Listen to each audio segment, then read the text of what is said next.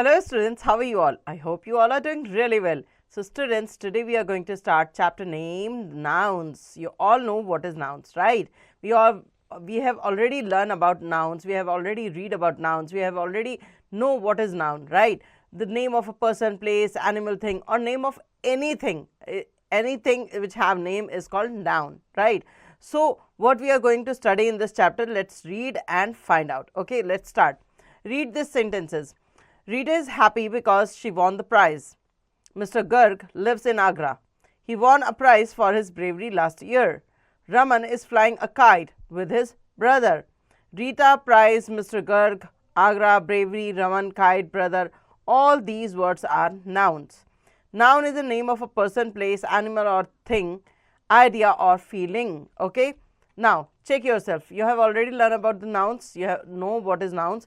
So now we will do a small exercise. Is check yourself. Underline the nouns in the passage below. Neelam goes to the park with her mother and father. So Neelam is a noun, park is a noun, mother and father is a noun. Okay. So now read the rest of the paragraph and find out what the nouns are. Okay, now number 2 is circle the nouns in the following sentence. You have to circle the nouns in the following sentence. Just like I'm going to give you an example for this. So my elder sister has a blue umbrella. Sister is a noun and umbrella is a noun. Okay, so now do the rest of the part at your own. Moving to next, number 3, identify the nouns and sort them into the correct categories. इसमें से आपको nouns को छांटना है और उनकी सही categories में इन्हें arrange करना है, like person, place, animal, things, idea or feeling. Idea of feeling. Okay, like toothbrush. What is a toothbrush? It's a thing. So you will put it into a thing column. Then farm. Farm, you have to put this farm into a place column. Joy. Joy is the idea of feeling. So we will put it into the last column. Just like that, read the words and find out which is the perfect or correct category for that word. Okay, now nouns can be of many types. In this class we will study. Noun जो है वो बहुत प्रकार के होते हैं, उनमें से कुछ के बारे में हम इस क्लास में स्टडी करेंगे, like common noun, proper noun, collective and abstract noun. So common noun and proper noun. Look at these sentences. Suman is a teacher. Delhi is the capital city of India. Qutub Minar is a very tall building. My pet dog Bruno is 3 years old. In the sentences, teacher, city, building and dog are common noun as they are the names of common people, place, things and animals. A common noun is the name given in a common to all people, places, animals or things that are of the same kind. Suman, Delhi, India, Qutub Minar, Bruno are name of a particular people, places, things and animals. So they are proper noun. A proper noun is the name given to a specific person, place or animal.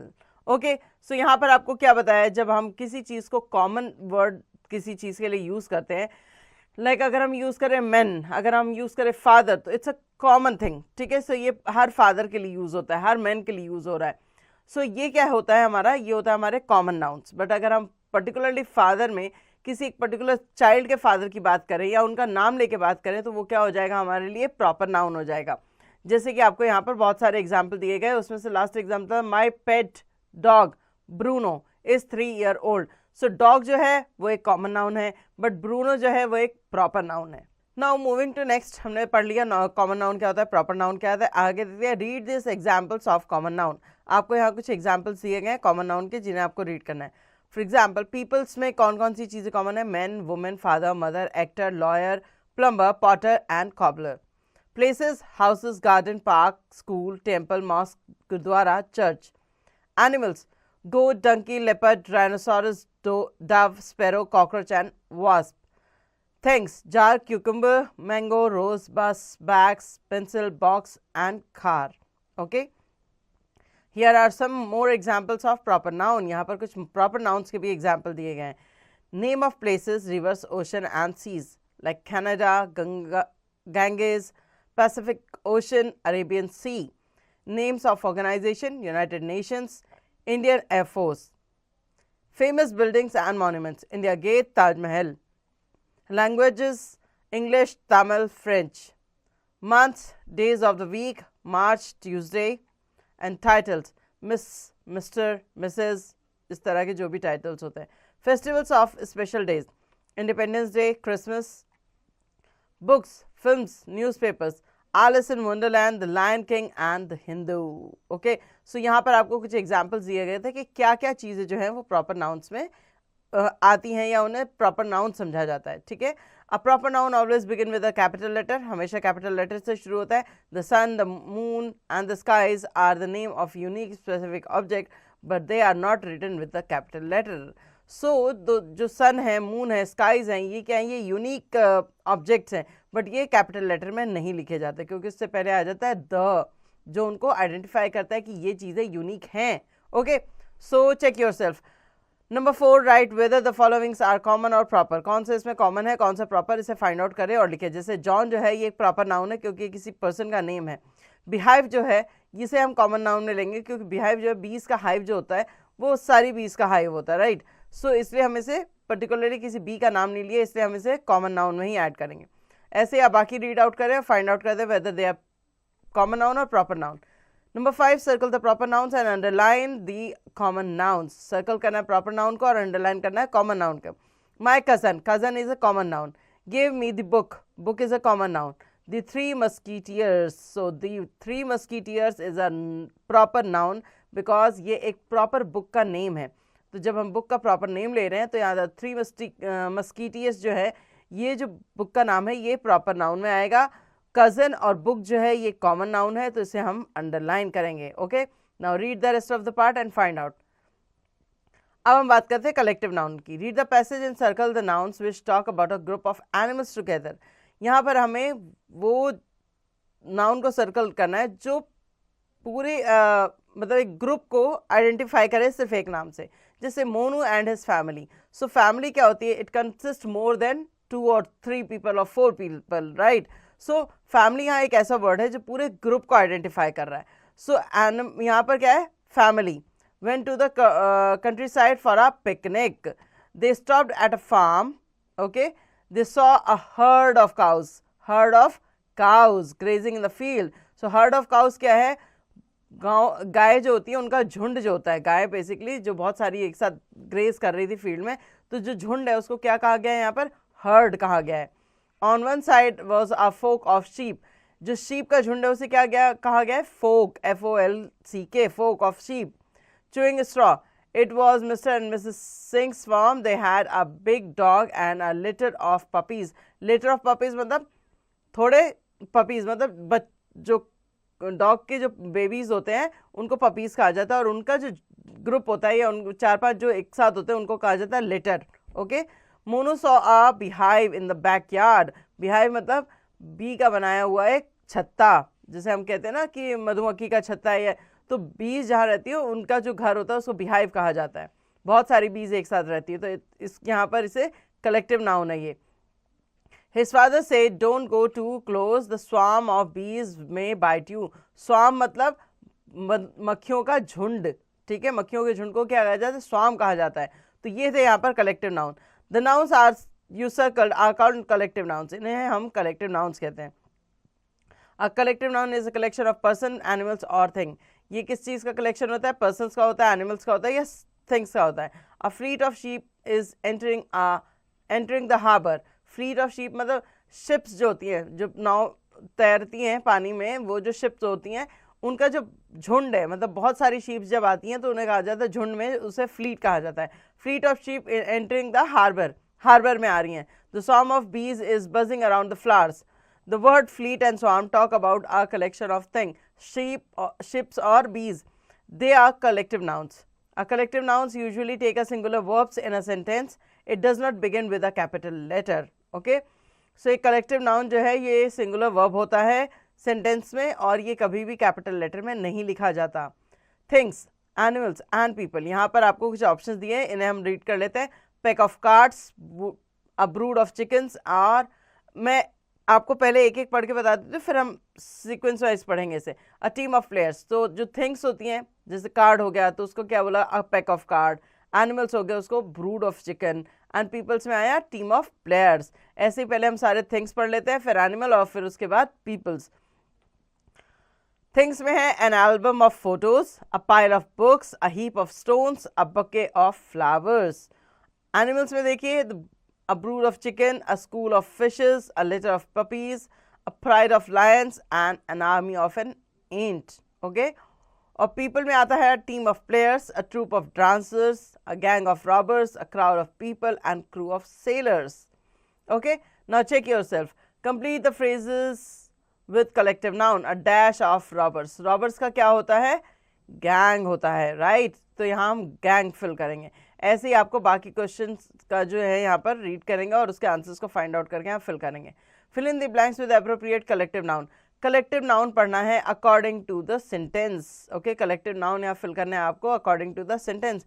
Crew, collection, herd, bundle, team, gang, swarm, committee. तो यहाँ पर question दिया है first, there was a dash of bees in the garden. So garden में bees का झुंड था.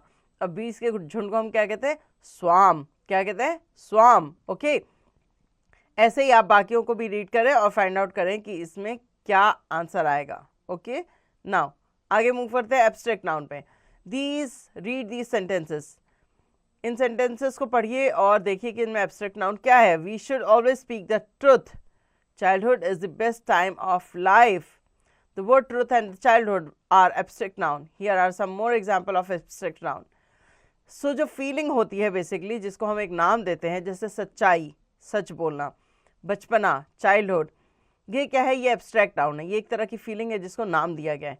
So यहाँ पर कुछ और abstract noun के example है, like name of the action, laughter, dance, growth, name of a quality, beauty, cleverness and bravery, name of a state, childhood, sleep or sickness. An abstract noun is the name of an action, quality or state. It refers to things we can think or hear or feel. ये ऐसी चीज़ों को refer करता है जहाँ पर हम चीज़ों के बारे में सोच सकते हैं, सुन सकते हैं और महसूस कर सकते हैं. Check yourself, circle the abstract noun. Cake, youth, potato, Kareem, joy. So youth एक state है और joy एक feeling है. ठीक है, सो आप इस दोनों को यहाँ सर्कल करेंगे. Goodness, baking, pity, actor, sadness. So यहाँ पर गुडनेस, पिटी और सैडनेस तीनों हैं. और एब्स्ट्रैक्ट नाउन में लास्ट में hunger, dust, stool, anger, greed. So hunger, anger और ग्रीड ये तीनों एक तरह की फीलिंग है जिन्हें आप सुन सकते हो और फील कर सकते हो. आगे है number 9. Underline the abstract noun in the following sentences. My mother asked me not to get into trouble. So here trouble is an abstract noun. Now read the rest of the sentence and find out the abstract noun in it. Number 10. Fill in the blanks with the abstract noun. Greed, childhood, shyness, kindness and honesty. Okay. Anush showed dash to the sick animal. So Anush showed kindness to the sick animal. Okay. Kindness to the sick animal. बाकियों को आप खुद read करेंगे और fill करेंगे. आगे बढ़ते हैं. Number 11. Match the common noun with their proper nouns. Okay, यहाँ आपको क्या करना है? कॉमन नाउन को प्रॉपर नाउन्स के साथ अटैच करना है. Like a, country. तो यहाँ कौन सी कंट्री का नाम दिया हुआ है आपको? The Ramayana, Tamil, Eid ul Fitr, Africa, the Yamuna and the Myanmar. So यहाँ पर हमारे पास कंट्री है म्यांमार, कॉन्टिनेंट है अफ्रीका, बुक है द रामायणा, फेस्टिवल है ईद उल फितर, लैंग्वेज है तमिल और रिवर है the Yamuna. Okay, fun zone. Read the story and underline the collective nouns. यहाँ आपको स्टोरी रीड करनी है और अंडरलाइन करनी है कलेक्टिव नाउन्स को. मैं आपको फर्स्ट लाइन पढ़ के और उसका एग्जाम्पल बता देती हूँ. Just like a herd of dear was grazing in the forest. Heard of dear is a collective noun. A pride of Lions was them. Pride of lion is a collective noun. A troop of monkeys was sitting on the mango tree. A troop of monkeys. Okay. Now read the rest of the paragraph and find out the collective noun in it. Write the correct noun for each type using the word given in the box. Ooty, Lucknow, lily, nurse, lotus, dog, rose, police, Hyderabad, bear, teacher, goat, marigold, cow, zebra and lion. People who help us. जो लोग हमें मदद करते हैं उन्हें हम क्या कहते हैं? Name of the towns and cities. यहाँ आपको लोगों वो चीज़ों के नाम भरने हैं जो टाउन्स और सिटीज़ में आती है. जैसे पीपल हु हेल्प अस, तो people who help us nurse हो गए, ठीक है, पुलिसमैन हो गए, टीचर हो गए, they all help us, right. Now the name of the towns and cities. So towns और सिटीज़ के नाम क्या है यहाँ पर? टाउन्स है और सिटीज़ है ऊटी, उसके बाद लखनऊ, लखनऊ के बाद हैदराबाद एंड सो ऑन. सो ये 3 यहाँ पर नाम दिए गए हैं. अब आपको name of the domestic animal, name of the wild animal, name of the flowers यहाँ पर फाइंड आउट करना है. और ये चैप्टर आपका हो गया है ओवर. सो होपफुली आपको समझ आ गया होगा कि नाउन क्या होते हैं, नाउन के 4 टाइप्स क्या हैं और वो किस बेसिस पे हम उन्हें आइडेंटिफाई करते हैं. So read this chapter once again and fill the back exercise.